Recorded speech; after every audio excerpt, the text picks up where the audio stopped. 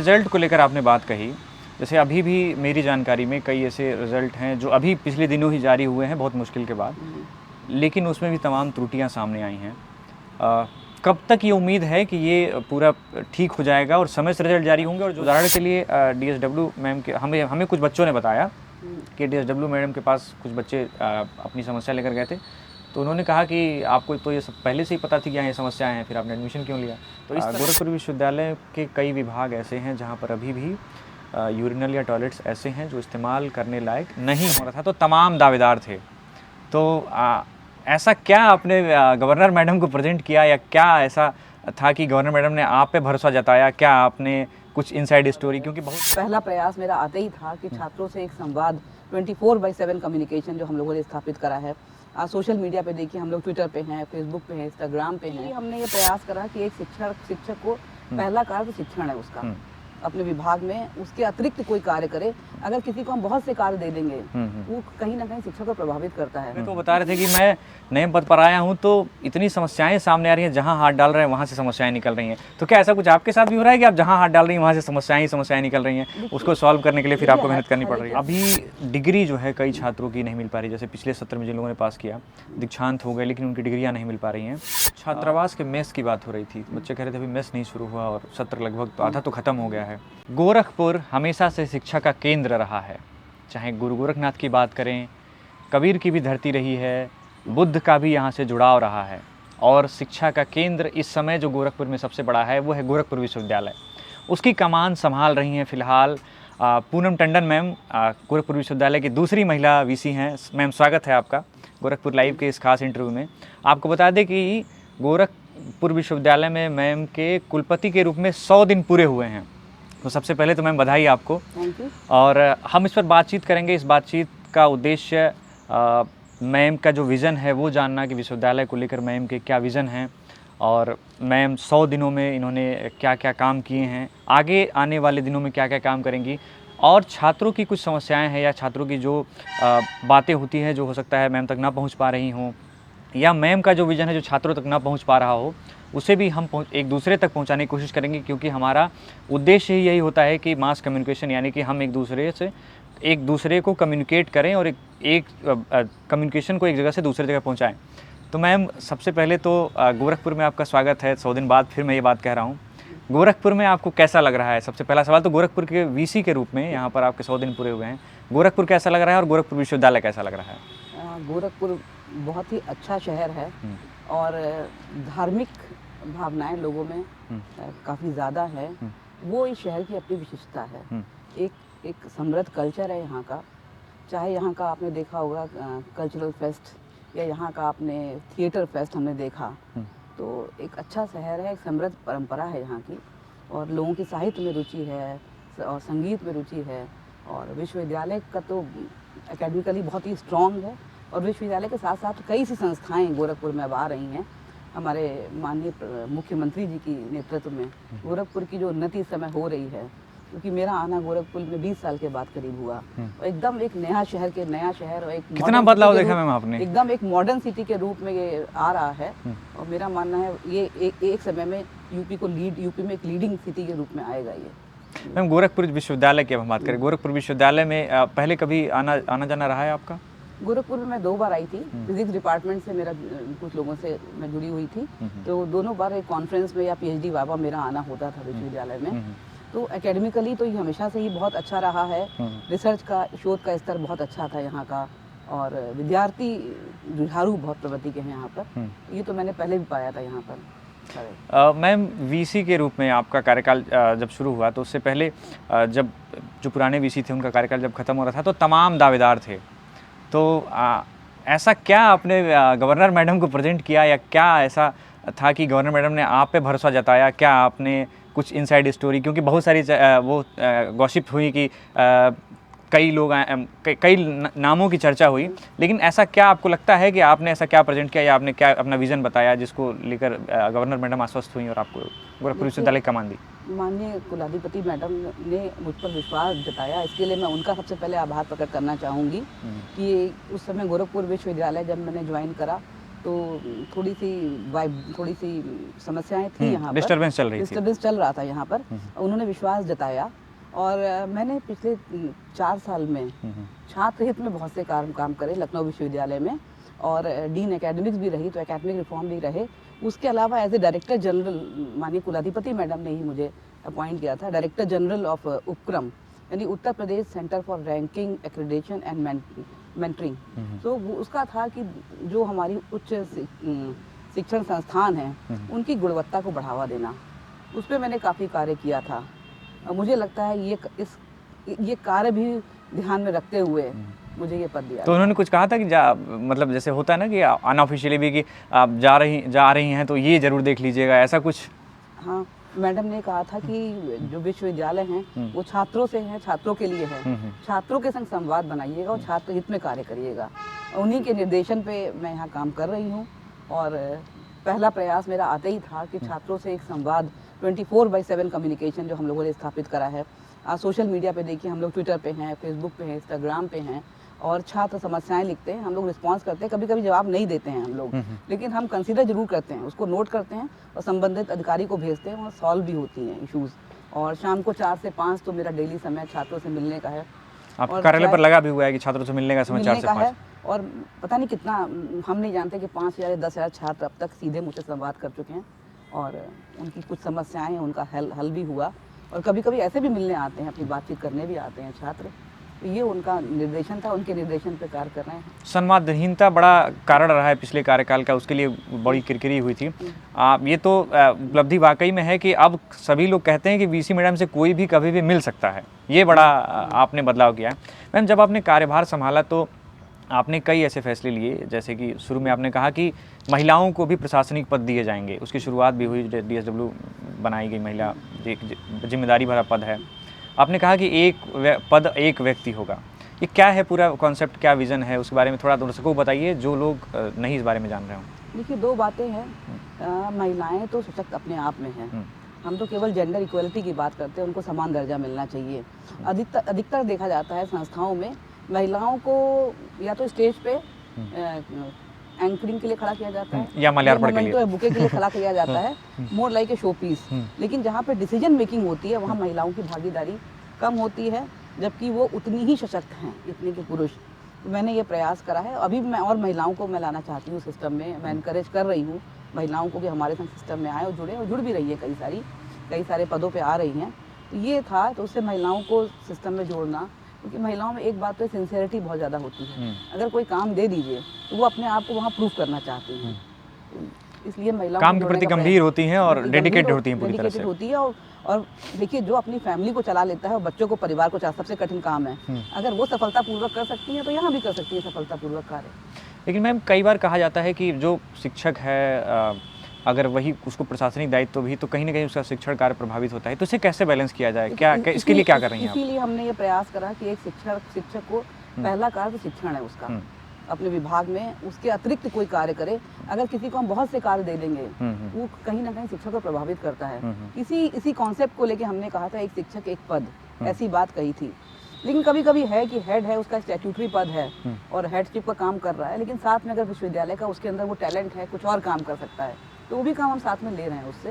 लेकिन main spirit हमारी यही है कि इतना कार्य ना लिया जाए प्रशासनिक कि उसका शिक्षण कार्य या शोध कार्य प्रभावित हो जाए, बस यही स्पिरिट थी। जब आपने कार्यभार संभाला तो आपने NIRF रैंकिंग की भी बात की कि उसके लिए भी काम कर रहे हैं, कहाँ तक काम चला है? और जैसे पिछले दिनों जब NAAC का मूल्यांकन हुआ तो A++ मिला, उसके बाद लोगों की और उम्मीदें बढ़ गई, तो अभी क्या उसकी स्थिति है, कैसी तैयारी चल रही है? NIRF रैंकिंग के लिए हम लोगों ने एक रैंकिंग सेल बनाया।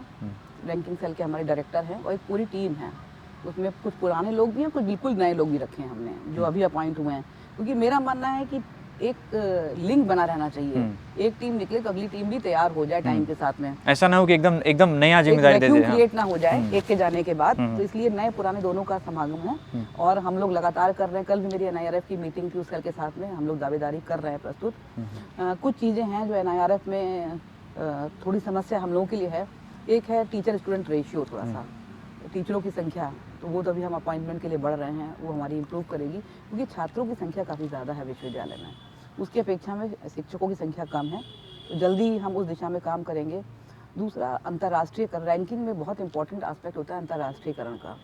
उसके लिए भी हम लोगों ने बहुत काम करा है। हम लोगों ने काम ये करा है कि जो हमारी आसपास की यूनिवर्सिटीज़ हैं, नेपाल के बच्चे यहाँ आ सकते हैं, बहुत आते हैं।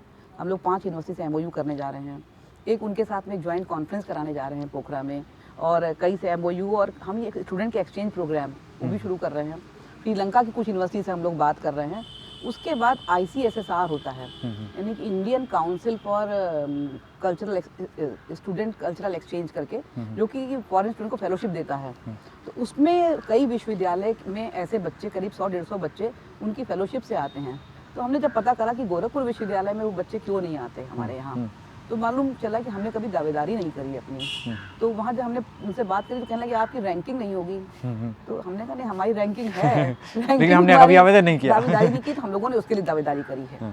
तो हमको लगता है कि अगर हमारी दावेदारी ठीक होगी तो हमको 100-150 फॉरेन स्टूडेंट जल्दी ही हमारे विश्वविद्यालय में भी आके पढ़ेंगे। भाई आप देखिए कि A++ यूनिवर्सिटी है, यूपी में NAC में हाईएस्ट ग्रेड हम लोग रखते हैं, अच्छे शिक्षक हैं, और ठीक ठाक इंफ्रास्ट्रक्चर भी हमारा है अगर आप देखें तो। और कई देश ऐसे हैं जो बहुत, जैसे कि आपका नेपाल है, वो तो ऐसा है कि लगता है कि आप, भारत और नेपाल इतना बॉर्डर पे हम हैं, कहते हैं कि रोटी बेटी का संबंध है हमारे यहाँ से, बड़ा रोटी बेटी का संबंध है हमारा।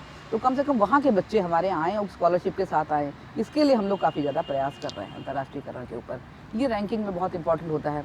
उसके बाद शोध एक बहुत इंपॉर्टेंट होता है, प्रोजेक्ट्स वगैरह। तो रिसर्च प्रोजेक्ट कम से कम मैंने आने के बाद एनकरेज करा है, और अभी हम मेरे आने के बाद कम से कम नहीं तो 3 से ज़्यादा अध्यापकों ने रिसर्च प्रोजेक्ट सबमिट करे हैं अपने। तो हमको उम्मीद है कि भारी संख्या में प्रोजेक्ट हमारे आएंगे और ग्रांट आएगी। उसके अलावा अमेरिकन केमिकल सोसाइटी होती है, सबसे प्रेस्टीजियस सोसाइटी है, उससे मिल के हम लोग कई से प्रोग्राम कराने जा रहे हैं। सेमिनार का आयोजन, गुणवत्ता आपका इंटरेक्शन और इंस्टीट्यूट से बढ़ाता है।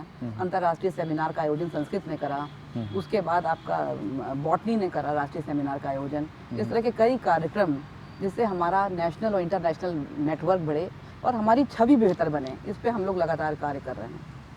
मैम, विश्वविद्यालय में जब आप आई तो और क्या क्या समस्या, जैसे कई बार होता है ना कि जब इससे पहले जो JP Madan Mohan Malviya technical university के जो VC थे, वो जब गए तो वो बता रहे थे कि मैं नए पद पर आया हूँ तो इतनी समस्याएं सामने आ रही हैं, जहाँ हाथ डाल रहे हैं वहाँ से समस्याएं निकल रही हैं। तो क्या ऐसा कुछ आपके साथ भी हो रहा है कि आप जहाँ हाथ डाल रही हैं वहाँ से समस्याएं निकल रही हैं, उसको सॉल्व करने के लिए फिर आपको मेहनत करनी पड़ रही है? अपनी कार्यशैली होती है और हमेशा उसमें उसको बेहतर बनाने के अवसर हमेशा होते हैं। उसे हम समस्या नहीं कहते, हम कहते हैं बेहतर बनाने के अवसर होते हैं हमेशा चीज़ों को।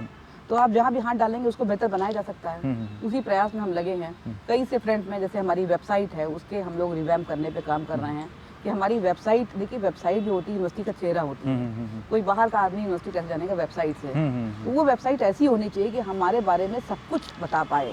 कोई छात्र, कोई अभिभावक, कोई सोसाइटी का आदमी देखे, इस पे हम लोग काम कर रहे हैं। और समस्याओं की बात, समस्या तो मैं नहीं कहती, कुछ समस्या फीस को लेके थी, वो हमने आते ही यहाँ पे निवारण करा। रिजल्ट को लेके थोड़ा डिले था, वो भी रिजल्ट अब इन टाइम हमारा आ गया है। टाइमली एग्ज़ाम हमारा प्रयास है। नई शिक्षा नीति का इम्प्लीमेंटेशन अच्छे से हो, उसका हम प्रयास कर रहे हैं। इस तरह कई सारे हम स्टेप ले रहे हैं। मैम, रिजल्ट को लेकर आपने बात कही, जैसे अभी भी मेरी जानकारी में कई ऐसे रिजल्ट हैं जो अभी पिछले दिनों ही जारी हुए हैं, बहुत मुश्किल के बाद, लेकिन उसमें भी तमाम त्रुटियां सामने आई हैं। कब तक ये उम्मीद है कि ये पूरा ठीक हो जाएगा और समय से रिजल्ट जारी होंगे और जो जारी होंगे वो सही होंगे? देखिए, रिजल्ट को लेके थोड़ी सी जो हमने समस्या देखी यहाँ पर कि जो राष्ट्रीय शिक्षा नीति जो लागू हुई उसके बाद यहाँ कोई भी रिजल्ट नहीं निकला था आज तक। यानी कि बच्चा 3rd सेमेस्टर में था तो 1st सेमेस्टर का रिजल्ट नहीं निकला हुआ था। आज सारे रिजल्ट जारी हो चुके हैं।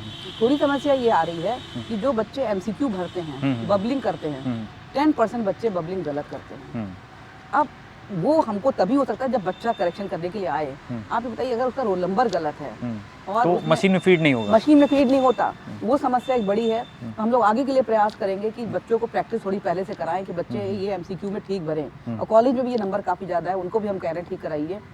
कई से कॉलेज ऐसे हैं जो रिजल्ट को लेके बड़े उदासीन थे और उनके मार्क्स नहीं दे रहे थे, समय से मार्क्स फिल नहीं करते थे। मैंने 8-10 नोटिस दिए, समय से मार्क्स नहीं, इंटरनल मार्क्स नहीं दे रहे थे उनके, इसलिए रिजल्ट इनकम्प्लीट है। और अभी भी उन कॉलेजों की संख्या 80 है करीब जो मार्क्स नहीं दे रहे हैं। हम लोग बराबर नोटिस ले रहे हैं और वो अपनी जिम्मेदारी समझें, छात्र हित में इतना तो करना चाहिए कॉलेजेस को। हम बराबर उनसे संपर्क बनाए हुए हैं कि उनके इंटरनल मार्क्स दीजिए, उनके मार्क्स दीजिए, वो तो वहीं से आएंगे वो मार्क्स जो है। बाकी यहाँ के लेवल पे अपनी ओर से कोई भी कमी नहीं है रिजल्ट में इस समय, विश्वविद्यालय स्तर पर कोई कमी नहीं है। कोई कमी नहीं है। मैम, अभी डिग्री जो है कई छात्रों की नहीं मिल पा रही, जैसे पिछले सत्र में जिन लोगों ने पास किया दीक्षांत हो गए, लेकिन उनकी डिग्रियां नहीं मिल पा रही हैं। जैसे कुछ बिहार में टीचर के लिए आवेदन करना था, तो कुछ बच्चे बहुत परेशान हुए, उनको प्रोविज़नल लेना पड़ा। तो कई बार ये कहा गया कि ये तो विश्वविद्यालय की जिम्मेदारी है कि विश्वविद्यालय समय से डिग्री दे। अगर विश्वविद्यालय समय से नहीं दे रहा है तो फिर 200 रुपये की रसीद उनको देनी पड़ रही है, जो कि छात्रों पर अतिरिक्त भार पड़ रहा है। तो इसका क्या उपाय है मैम? क्योंकि एक तो ये तो विश्वविद्यालय की कमी हुई ना कि विश्वविद्यालय को समय से डिग्री देनी चाहिए, अगर नहीं दे पा रही है तो विश्वविद्यालय फिर उनसे 200 रुपये एक्स्ट्रा ले रही है। तो कई छात्र ये कहते थे कि विश्वविद्यालय हो सकता है आर्थिक पक्ष के लिए ये काम कर रही हो। नहीं, ऐसा कुछ नहीं था, लेकिन ये बात सच है कि बहुत डिग्री पेंडिंग थी और बहुत सी मार्कशीट पेंडिंग थी, और आते ही 2 महीने के अंदर जो पुराना कन्वोकेशन जो हुआ था उसकी सारी डिग्री सारी मार्कशीट पूरी हो गई थी, और जो अभी कन्वोकेशन हुआ है उसकी डिग्री मार्कशीट पे भी हम लोग काम करें, पेंडेंसी थी, ये बात सच भी है। लेकिन अब कुछ नियम ऐसे हैं कि आपको प्रोविजनल के लिए देना है, वो फाइनेंस कमेटी से अप्रूव है और वहाँ से अप्रूव है, तो उसको तो हम एकदम परिवर्तित नहीं कर सकते। ऐसा नहीं कि हम पैसे लेकिन समय से निकल जाए तो ज़्यादा बेहतर है। हम पूरा प्रयास कर रहे हैं कि आगे जाके बीएड की डिग्री का इशू था, अब बच्चों से फॉर्म भराते समय एनरोलमेंट नंबर नहीं लिया गया था, अब वो डिग्री के ऊपर एनरोलमेंट नंबर चाहिए था, मांग के करा गया और टाइम से डिग्री दी गई। अगर 25 तारीख लास्ट डेट थी, हम लोगों ने प्रॉमिस किया था कि उनको हम टाइम से दे देंगे उनकी मार्कशीट, और बीएड वालों की 35,000 बच्चों की मार्कशीट थी जो कि दी गई टाइम से, आपने दी ताकि उनकी नौकरी जो है अगर वो बिहार में अप्लाई कर पाए उससे वो, और आगे हम ये इस पे देख रहे हैं कि ये ऐसी समस्याएं आगे ना आए, तो हम लोग लगातार एग्जामिनेशन रिफॉर्म्स या जो और समस्याएं उनके हेल्प पे काम कर रहे हैं, लेकिन कुछ पेंडिंग इश्यूज हैं जो हम लोग सॉल्व करने का प्रयास कर रहे हैं अभी। मैम, आप लखनऊ विश्वविद्यालय से आए हुई हैं, वहाँ पर बहुत अच्छा गवर्नेंस सिस्टम है कि बच्चों को कोई भी चीज़ आवेदन करना होता है, जैसे माइग्रेशन चाहिए, टीसी चाहिए, तो वो ऑनलाइन आवेदन कर देते हैं, उसकी फ़ीस भी ऑनलाइन जमा कर देते हैं, उसके बाद उनको या तो डाउनलोड कर सकते हैं तो जाके ऑफिस से ले सकते हैं।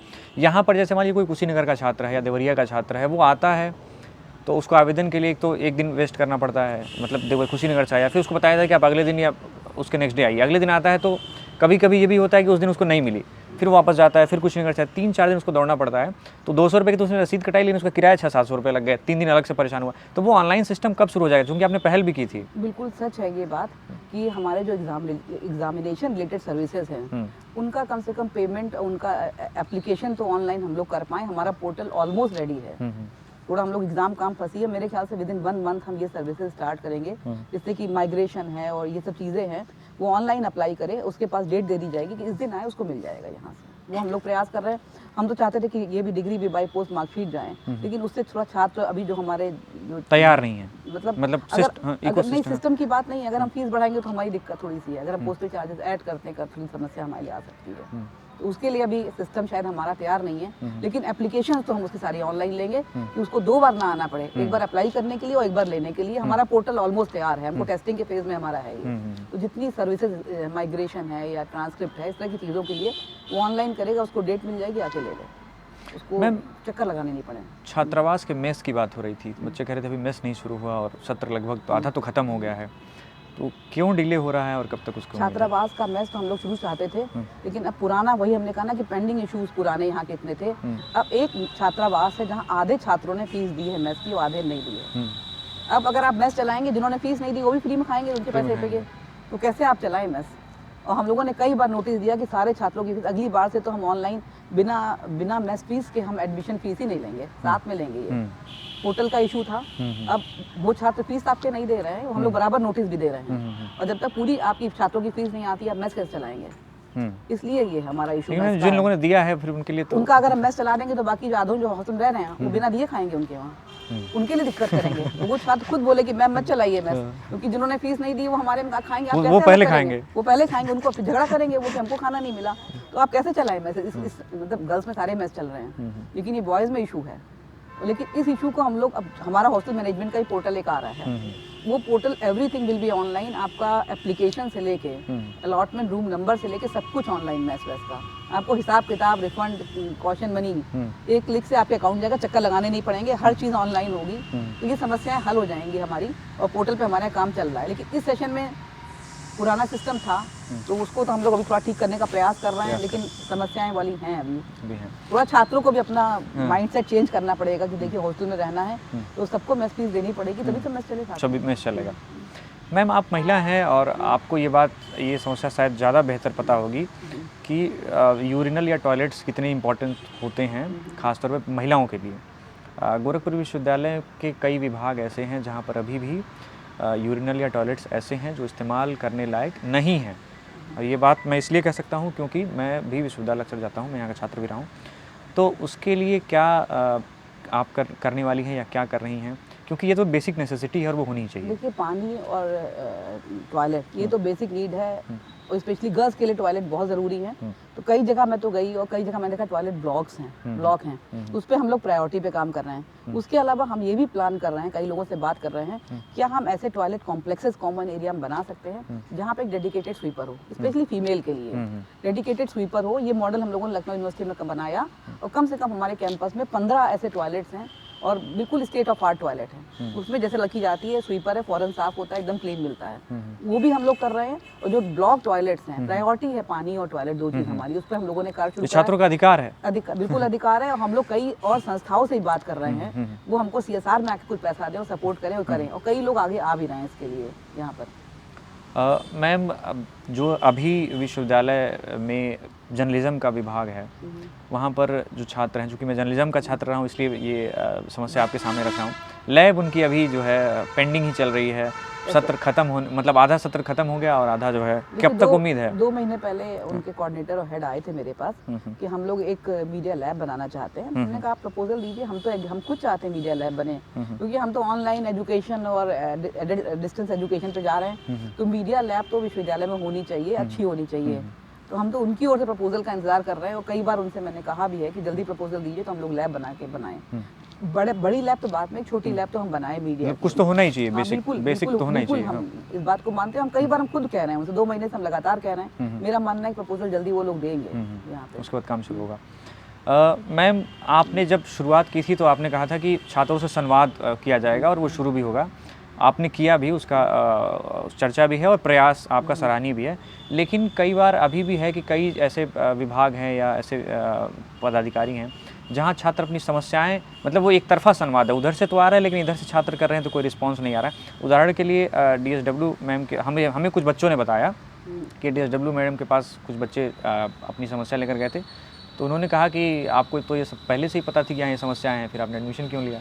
तो इस तरह तो बच्चे हतोत्साहित होंगे ना, ऐसा तो नहीं होना चाहिए। ऐसा तो नहीं होना चाहिए। मैं निर्देश भी दूंगी कि बच्चों की समस्याओं को सुन के हम लोग सॉल्व करें, और समस्याएं ऐसा नहीं कि जो पहले से थी और सॉल्व नहीं होंगी। हम लोग नहीं, इसलिए जो समस्याएं पहले थी उनको ठीक करें। एक छात्र तो यही उम्मीद लेके आता है ना कि हमको बेहतर मिलेगा। नहीं, हमारा ही कर्तव्य है, ये कोई बात नहीं होती, इस पे तो हम लोग कार्य करेंगे। मैम, एग्ज़ाम के लिए विश्वविद्यालयों को ये निर्देश हैं कि वो CCTV कैमरे लगाते हैं अपने यहाँ, लेकिन विश्वविद्यालय कैंपस में खुद कई जगहों पर CCTV कैमरे नहीं लगे, तो वो विश्वविद्यालय महाविद्यालय के लोग कहते हैं कि अपने यहाँ नहीं लगवाते हैं, हमारे यहाँ लगवा रहे हैं। देखिए, वो तो बात गलत करते हैं। देखिए, सवाल ये है कि हम लोग महाविद्यालय में कैमरा इसलिए लगाते हैं कि हमारा एक मॉनिटरिंग सेंटर बना हुआ है यहाँ पर, पूरी ITC सेल में एक मॉनिटरिंग सेल हम लोग बना रहे हैं। वो TV लगे, हम लोग वहाँ पे, देखिए हम लोग हर समय वहाँ नहीं जा सकते, वहाँ के एग्जाम कैसे चल रहे हैं क्लासरूम में हम लोग CCTV से देख सकते हैं। हम लोग जाएंगे तो कुछ लोग जाएंगे, कुछ जगह पे जाएंगे, लेकिन विश्वविद्यालय में तो हम लोग खुद ही हैं देखने के लिए।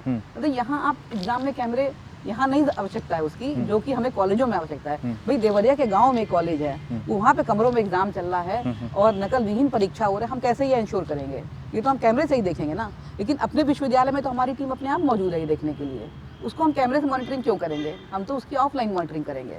तो कैमरे की विश्वविद्यालय में कमरों में जहाँ एग्जाम हो रहा है उसकी कैमरे से मॉनिटरिंग नहीं होनी है। वो गलत बात कहते हैं। अच्छा, नहीं, चूंकि वो अपना पक्ष कुछ ना कुछ बताते रहते हैं, हम लोग अक्सर मिलते हैं तो कहते हैं इनसे कहीं पूछिए। मेरे ख्याल समझ नहीं पा रहे हैं इस बात को कि कैमरे का एम क्या है, उद्देश्य क्या है, वो शायद समझ नहीं पा रहे हैं। मैम, सरकार की तरफ से जो है एक नियमित सत्र जारी किया जाता है कि मतलब ये एक शैक्षणिक कैलेंडर है। गोरखपुर विश्वविद्यालय उस शैक्षणिक कैलेंडर में कहाँ तक वो पालन कर रहा है और कहाँ तक सफल? देखिए, जारी किया जाता है गोरखपुर के, स्टेट का कोई भी विश्वविद्यालय इस समय, क्योंकि एडमिशन आपका CUET के चक्कर में इतना लेट हो रहा है, क्योंकि हम लोग ये वेट करते हैं, हम लोग लखनऊ में भी थे, हम लोग ये वेट करते हैं जब CUET का रिजल्ट आ जाता है हम लोग अपना रिजल्ट जारी करें एडमिशन टेस्ट का, वरना स्टेट यूनिवर्सिटी से बच्चा बहुत से सेंट्रल यूनिवर्सिटी में शिफ्ट हो जाता है और आपकी परीक्षा में आधी सीट खाली हो जाती है। CUET की डिले होने की वजह से हम लोग का एडमिशन डिले होता है। अब जब आपका एडमिशन डिले है थोड़ी, लेकिन फिर भी इस बार हमारे सारे एग्जाम PG के 3 या 4 जनवरी को तुरंत इवेल्युएशन हो जाएगा, हमारा इन टाइम है। उसके बाद हमारे UG के एग्जाम हमारे MCQ पे हैं, वो भी जनवरी एंड तक हो जाएंगे, उसका रिजल्ट विदिन ए वीक जारी हो जाएगा। और ऑलमोस्ट शैक्षिक सर जो उनका हमारा उन्होंने कहा है उसको हम लोग फॉलो करने का प्रयास कर रहे हैं। उसके बाद हमारा एक और समस्या बड़ी भारी है, जो आज के दिन पे जिस तरह से यहाँ पे लागू करी गई है नई शिक्षा नीति, बहुत से पेपर्स ऐसे हैं कि जिनका एग्ज़ाम आप एक दिन नहीं करा सकते। एग्जामिनेशन का ड्यूरेशन बहुत लंबा है, मतलब आप मान लीजिए कि 40 से 45 दिन का तो एग्ज़ाम है यहाँ पर।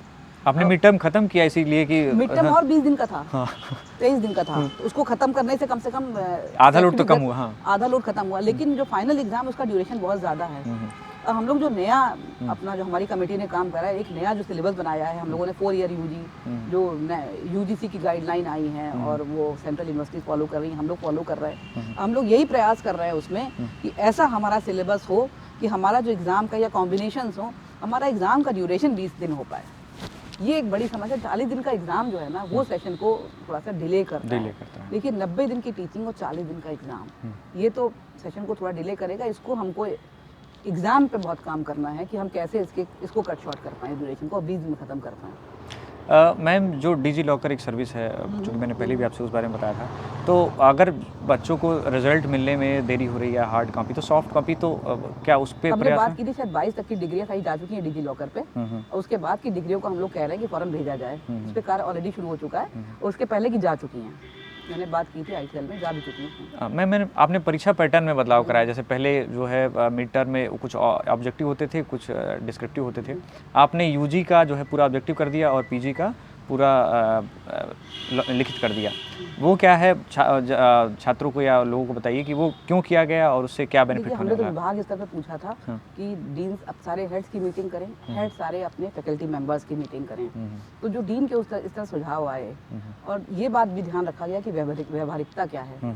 देखिए आज के दिन पे अगर आप मुझसे मानिए तो डिस्क्रिप्टिव एग्जाम यूजी पे भी बहुत ज़रूरी है, और हम प्रयास करेंगे कि ऑल्टरनेट सेमेस्टर पे, क्योंकि बच्चे को कुछ सब्जेक्ट में लिखना भी तो आना चाहिए। कि एमसीक्यू तो ठीक है, एक पार्ट है, कंपटीशन में आता है एमसीक्यू, लेकिन लिखना भी आना चाहिए। यहाँ वो सिस्टम चला आ रहा था, तो हम लोग अगले बार से के बाद हम प्रयास करेंगे, नए जो हमारा एडमिशन लेंगे, कि हमारा ऑल्टरनेट सेमेस्टर में यूजी में भी एमसीक्यू और डिस्क्रिप्टिव भी बच्चे का हो। कुछ सब्जेक्ट ऐसे हैं, साहित्य है या और आपका मास कम्युनिकेशन है, इन सब में तो लिखना आना बच्चे को बहुत ज़रूरी है। और पीजी स्तर पे ये चीज़ और ज़्यादा ज़रूरी हो जाती है कि हम डिस्क्रिप्टिव पे जाएं। ये वाला जैसे बीएड का बच्चा है हमारा, वो टीचर बनने जा रहा है, तो उसको तो कम्युनिकेशन और राइटिंग पावर हर चीज़ बहुत ज़रूरी है, बहुत ज़रूरी है। लॉ का बच्चा है, उसको तो आर्ग्यूमेंट करना है कोर्ट में और रिट तैयार करनी है। वो तो केवल अगर आसान शब्दों में कहे तो सीधे गोला पार के जाएगा तो क्या करेगा आगे, तो आगे तक कैरियर हमारे लिए ये भी जरूरी है कि बच्चा भविष्य में क्या करेगा। और यूजी के छात्रों की संख्या बड़ी है, कॉलेजेस में भी है, तो हमको व्यवहारिकता भी देखनी होती है, प्लस किसी क्वालिटी से हम कंप्रोमाइज़ ना करें। ये फैसले तो डीन और सारी फैकल्टी के स्तर पे ही आए थे, जो हम लोगों ने एक्सेप्ट करे ये वाले। मैम एक मेरा पर्सनल वो है, रिक्वेस्ट है आपसे कि आप इस पर थोड़ा ध्यान देंगी। विश्वविद्यालय में सब चीज़ें ऑनलाइन, जैसे ऑनलाइन फॉर्म भरा गया, एडमिशन के समय सारे डॉक्यूमेंट ले लिए गए, लेकिन फिर जब एग्जामिनेशन फॉर्म भरे जाते हैं तो सारे डॉक्यूमेंट फिर से मांगे जाते हैं, जैसे हाई स्कूल की मार्कशीट, इंटर के मार्कशीट, आपके फाइनल। तो आपने एडमिशन के टाइम ही उनकी एलिजिबिलिटी तो चेक कर ली, फिर वो बच्चों पर एक अलग बर्डन डालने के लिए कि आप ये फोटोकॉपी लेके आओ, वो लेके आओ, वो फिर ला के मुझे लगता है रद्दी में ही जाता है। तो ये ना क्यों नहीं इस ऑनलाइन, जब हम एग्जामिनेशन फॉर्म ऑनलाइन ले रहे हैं, सारा फीस भी ऑनलाइन ले रहे हैं, एग्जामिनेशन फॉर्म भी ऑनलाइन ले रहे हैं, तो एक तो ऑनलाइन उसको आप हार्ड कॉपी जमा करने की कोई आवश्यकता नहीं होनी चाहिए। अगर है भी तो सिर्फ वो एग्जामिनेशन फॉर्म की कॉपी जमा होनी चाहिए। वो हर सेमेस्टर में जब भी एग्जामिनेशन फॉर्म भरे जाते हैं तो हर बार वो हाई स्कूल की मार्कशीट, इंटर की मार्कशीट, आपकी जो प्रीवियस डिग्री मार्कशीट है उनकी कॉपी लगती है। तो आप उसकी मुझे तो नहीं लगता है आवश्यकता है। वो एक तरह से पर्यावरण को, हम तो धीमे धीमे पेपरलेस पे जा रहे हैं। और इतना कागजों का, पहले यहाँ पे 4 कलर के कुछ होते थे कागज, पिंक, रेड और ये वो आपने आते ही बंद कराया। वो आते ही मैंने बंद कराया। हमने कहा ये 52,000, भाई 12,000 अगर बच्चा है हमारा और 4 कागज करता है, 48 है कागज, जाते कहाँ हैं? पर्यावरण हम तो पेपरलेस पे जाने की तैयारी कर ही रहे हैं। अगर ये चीजें ऑनलाइन है तो आप कोई भी हेड या डीन वहाँ भी वेरीफाई कर सकता है। तो इस पे तो हम लोग धीरे धीरे बढ़ रहे हैं। वो एडमिशन के टाइम पे सारी चीज़ें क्लियर है। जैसे मान लीजिए मैं अगर एमए कर रहा हूँ तो मैं एडमिशन के टाइम पर ही इस बात की एलिजिबिलिटी चेक की गई है कि मैंने बीए किया है या नहीं किया है। में आज की समस्या यहाँ की क्या है, अभी जो पोर्टल है, एडमिशन पोर्टल एग्जाम से लिंक नहीं है। एडमिशन एकदम अलग है और एग्जाम एकदम अलग है। यहाँ का डेटा यहाँ नहीं जा रहा है। दूसरी बात है, यहाँ का डेटा यहाँ गया भी तो आपके 12,000 बच्चों का गया, कुछ का नहीं गया, कॉलेजेस का नहीं गया। अच्छा। कॉलेज का डेटा आपके पास केवल एग्जाम के समय आता है, उसके पहले कोई डेटा आता ही नहीं है। पहली बार स्टूडेंट को आप जानते हैं कॉलेज का जब एग्जाम फॉर्म भरता है। जबकि और विश्वविद्यालय में है कि वो रजिस्ट्रेशन शुरू में एडमिशन अप्लाई करने से पहले उसको यूनिवर्सिटी में रजिस्टर करना होता है। 2-3 साल पहले यहाँ भी एक इस तरह का प्रयास किया गया था, एक कंबाइन एंट्रेंस कराया गया था। नहीं, कंबाइन एंट्रेंस नहीं तो होता है। नहीं, हाँ, वो वहाँ नहीं जो होता है। कंबाइन एंट्रेंस के लिए फॉर्म जो भरे गए थे, सिर्फ वही लोग किसी भी डिग्री कॉलेज या यूनिवर्सिटी में एडमिशन ले सकते थे जिन लोगों ने उस कंबाइन एंट्रेंस के लिए अप्लाई किया था। तो वो एंट्रेंस के समय ही सबका डाटा आ गया था विश्वविद्यालय के पास। तो वो एक प्रयास मुझे लगता है हो सकता है कि या फिर आप कॉलेजों को निर्देशित करें कि उसी समय वो एनरोल करना शुरू करें। देखिए, और विश्वविद्यालयों में ऐसा हो रहा है कि जो बच्चा पहले कॉलेज में अप्लाई करता है उसको एक यूनिवर्सिटी का, मान लो गोरखपुर यूनिवर्सिटी रजिस्ट्रेशन नंबर लेना होता है ना, वो नंबर लेने के बाद भी वहाँ एडमिशन फॉर्म भर पाए। उससे क्या होता है कि आप सारे बच्चों का डेटा आपके पास शुरू में आ जाता है, तो आपको बार बार लेना नहीं पड़ता। लेकिन आपको कॉलेज का डेटा लेना पड़ता है, तो अपने बच्चों का भी लेते हैं साथ में, क्योंकि एग्जामिनेशन फॉर्म सबसे भराते हैं आप एक साथ। सबसे, हाँ। तो ये थोड़ा सा ये इश्यूज हैं, पोर्टल के इश्यूज हैं और एक डेटा फ्लो के इश्यूज हैं और कॉलेज के साथ यूनिवर्सिटी के सामंजस्य के इश्यूज हैं बच्चों के। क्योंकि एक और समस्या हमसे कही कि जैसे हमारा बच्चा जब अपना एग्जाम फॉर्म भरता है या फीस जमा करता है तो अपने आप उसको लॉगिन मिलता है, लेकिन जब कॉलेज का बच्चा भरता है तो वो कॉलेज के पास ही लॉगिन रहती है, वो बच्चों के पास नहीं रहती है। सारे बच्चों का फॉर्म वही भरते हैं। उसमें कभी जब मान लो 500 बच्चे का फॉर्म भरेगा तो गलती भी हो जाती है कभी कभी। बच्चा अपने आप भरेगा तो बहुत केयरफुल है, हाँ, क्योंकि उसको सिर्फ एक फॉर्म भरना है। लेकिन उसको हम रजिस्ट्रेशन आईडी और पासवर्ड बिना उसके रजिस्टर हुए दे सकते नहीं है। नहीं दे सकते। अगर हमने शुरू में रजिस्टर कर लिया होता है एडमिशन से पहले वहीं पर, तो उसका आईडी पासवर्ड दे देते, वो अपने आप जमा कर रहा होता, वो यूनिवर्सिटी से सीधे टच में होता। आज जो कॉलेज का बच्चा है वो कॉलेज के थ्रू यूनिवर्सिटी के टच में है, कॉलेज पे डिपेंड है वो, कॉलेज पे निर्भर है। तो इसके लिए कभी फॉर्म भरने में आप जानते हैं बहुत तरह की समस्याएं भी आती है। मेरा ही नाम, मेरा वलीउल्लाह शेख नाम है। डिग्री कॉलेज वालों ने हर बार सिर्फ वलीउल्लाह ही भरा, वलीउल्लाह शेख आज तक गायब है मेरी डिग्री से। ये हम अगली बार से प्रयास करेंगे कॉलेज के बच्चों का रजिस्ट्रेशन अगर हम शुरू में ले लें तो ये डेटा हमारा डेटा फ्लो हो एडमिशन के साथ और एग्जाम को बार बार ना लेना पड़े, बार बार मार्कशीट बच्चा क्यों दे, और हार्ड कॉपी तो बिल्कुल नहीं। मैम, आपने इतना समय दिया, आखिरी में एक छात्रों को संदेश देना चाहें तो आप गोरखपुर विश्वविद्यालय के छात्रों को संदेश देना चाहें, उसके बाद हम लोग इस सेशन खत्म करते हैं। देखिए, छात्रों के लिए संदेश यही है कि हम तो हमेशा कहते हैं कि छात्रों से ही विश्वविद्यालय है और विश्वविद्यालय छात्रों के लिए है। हम सभी प्रयास करेंगे कि हमारा टाइम से एडमिशन हो, हमारा सेशन टाइम से पढ़ाई हो, आप क्लास रेगुलर हो और टाइम से एग्जाम हो और टाइम से रिजल्ट दे पाएँ, ये हमारी प्रायोरिटी है। उसके अलावा आपके होलिस्टिक डेवलपमेंट के लिए भी हम लोग बहुत सी स्पोर्ट्स एक्टिविटी और बहुत से कल्चरल और बहुत सी चीज़ें और भी आगे लेकर हम लोग आएंगे आपके लिए। थैंक यू मैम, आपने इतना समय देने के लिए बहुत बहुत धन्यवाद।